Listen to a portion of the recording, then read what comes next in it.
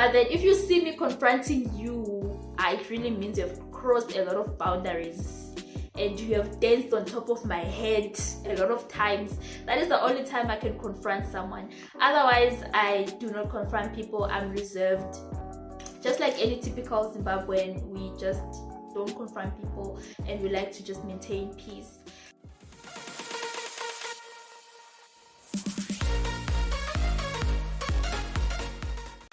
What is good, T gang? It is your girl T. Welcome back to my YouTube channel. If you are new to this channel, please don't be shy to smash the subscribe button down below.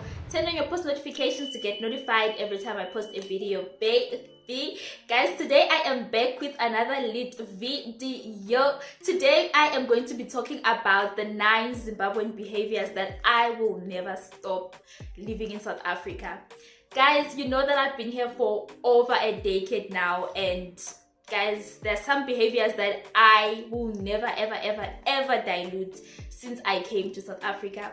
So I already did a video on the behaviors that I stopped, Zimbabwean behaviors I stopped since I arrived in South Africa. So this is just an opposite of what I did already. So if you haven't watched that video already, please don't be shy to go and watch it. I'm going to leave a thumbnail here and a link in the description box.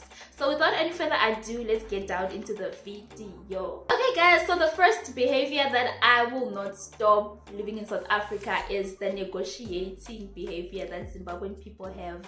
Guys, I'm sure even also South Africans, I've seen some South Africans do it. So there's this thing of negotiating, you know, especially when you go to a market that is out, like those vendors, street vendors. So you go there, they tell you maybe something is 100 rand, and then you start negotiating, you know, negotiating skills. You want a lower price. So that behavior is a Zimbabwean behavior that I have that I will never stop doing in South Africa, guys. Guys, when I go out, I make sure that when I'm going to the streets, I have money on one side of the pocket and some money on the other side of the pocket. The other one is for when I negotiate. I'm going to take out the small little money that I have, guys. And then the other money is when they refuse the negotiating skills. Yabo. So that is one behavior that I'm never gonna let go of living in South Africa. Negotiating skills, guys. We want lower prices, you know, we're always trying to negotiate. So that is how Zimbabwean people are. They are always trying to negotiate things.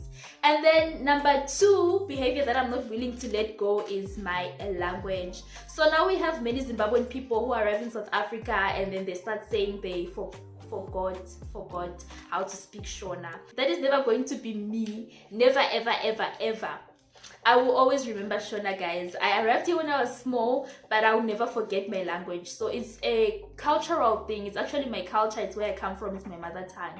So I will never stop speaking Shona. So when I meet Shona people, I do communicate in Shona with Shona people. When I'm with my family, I communicate in Shona. So I absolutely love my language and I'm not going to dilute it because I'm in South Africa. I have, however, learned other South African languages, but I do speak other South African languages, but I also still reinforce my home language, which is my mother tongue, Shona. And then behavior number 3 is I will never stop listening to Zim dancehall music, guys, or even Zim urban grooves. Zim urban grooves, it's Zimbabwean R&B. Even when I'm in South Africa, I still do know about Zim dancehall music, Zim urban grooves. If there are new release, like new songs, I'm fully aware of all those songs. I'm always up to date, and I absolutely love that kind of music. I also do listen to music from here, like deep house, mapiano and stuff, but I also do love music from Zim, and I still stay updated with the music. Guys, you should see where Zimbabwean people pull up to party. Guys, you don't know nothing. Like a Zim dancehall party, they're playing Zim dancehall or Zim urban grooves. Guys, those people can party. Anyway, it's a story for another day. And then the next behavior that I will not stop living in South Africa is respect for my religion. Let me say specifically for my church, which is SDA. I've realized that it's not so popular here. People are not so popular with it. It's only a few people are popular with the church. So I still do make sure that I go to SDA. I still do respect my church so much. SDA is Seventh-day Adventist, guys. We go to church on Saturday. We don't eat pork. You know, all those things, like ZCC. So yeah, that's how it is. I still respect my church. I still respect the fact that I have to go to church on Saturday. I don't work on Saturday. It was instilled in us when we were growing up, when we were young in Zim. I grew up in a SDA church.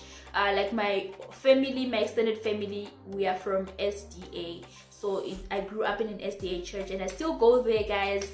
I still make sure that I respect the Sabbath. Even since I arrived here, finding that it's a bit difficult to come across the church, but I do try my best to still, you know, remain that SDA girl. And then the next Zimbabwean behavior is, this one is actually when it comes to food. There's this dish that is very popular in Zim. I'm sure Zimbabwean people, you know it. We make pap, we call it sadza. So it's sadza, and then it's beef stew that is mixed with this other morocco called rape. So when I made it here, I remember when I was in varsity, I used to make it a lot.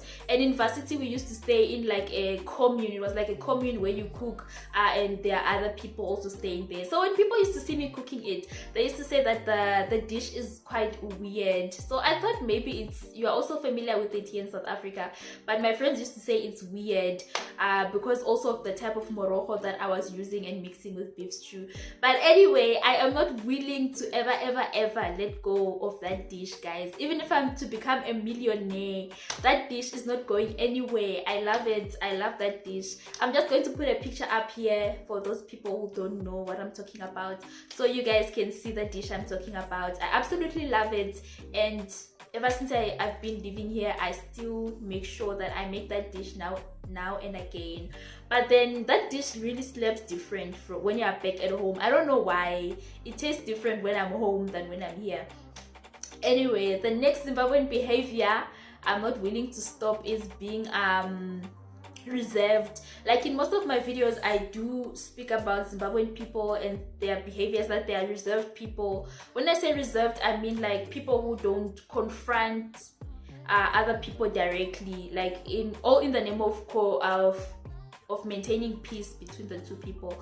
So if someone guys, I have this thing of holding it inside and then I don't like face them and confront them. So I have that behavior. It's still in me. Even when I arrived in South Africa, I still have that thing of holding back, all in the name of peace.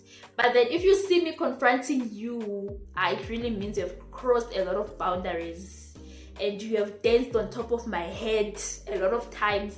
That is the only time I can confront someone. Otherwise, I do not confront people. I'm reserved. Just like any typical Zimbabwean, we just don't confront people and we like to just maintain peace. And then the next Zimbabwean behavior, guys, is resilience. You know, most Zimbabwean people are resilient. I believe like most Africans as well are just resilient people. I mean, we have life hard, but we always try to, you know, try and fail. You try and fail until you make it, until you win. So we try to use those little resources around us, you know, just to make it in life. So that is how I am. That is how most Zimbabwean people are. I believe that's how most African people are as well. Are resilient people, people who don't easily give up, and people who don't usually who are not easily put off when it comes to life in general. So this is another behavior that I still have in me. And then the next behavior that I have, the last two behaviors that I'm going to talk about, I believe they also apply to most African cultures, not only limited to Zimbabwean people. But this is how I grew up. This is how things were instilled in us. Culturally, we believe that when you greet a person, especially an elderly, you don't just shake their hand, right? You just don't go there and just be shaking their hand. So we have this thing of supporting our hand. So you support your hand like this, and then you're going to shake at the elderly's hand. So this is something that I still do here, especially when I come across an elderly. Well, I don't do it with people my age. I just shake them. But then when it comes to elderly people, you have to support your hand, you have to shake. And then we have this thing of bending our knees a bit. So you bend your knees a bit. For women, not men. Women do that. It's just a sign of respect when you're greeting an elderly person. Well, I still do it here in South Africa. I've been doing it ever since I was a child. It was instilled in me when I was a child, and I still do it in South Africa. So I know Venda people also have this thing of lying on the floor, guys. Theirs is a bit extreme, but for us, we have our own thing where you just go down a bit with your knees, like you're bowing. Otherwise, you're going to actually kneel down and greet the elderly people. So I still do practice this. And then the last thing is, you never ever hand an object using your left hand. I believe most African cultures know this. You don't hand an object with your left hand to someone. You always have to use your right hand. It's just basic respect of African cultures. So it's something that I still do here, guys. Even if I'm holding many things with my right hand, I'm going to transfer them to my left hand so that I can hand an object to someone using the proper hand. So it's something that I already know. It's programmed in my mind. I do know when I'm about to use my left hand that, okay, no, what I'm doing now it's wrong, and then I have to use, you know, the proper hand. So it happens automatically. I'm used to it now. So anyway, guys, we have reached towards the end of this video. If you enjoyed this video, please give it a thumbs up, share it with your family and friends, and subscribe to my YouTube channel. We are on the road to 3,000 subscribers, and I will see you guys in my next video. Bye.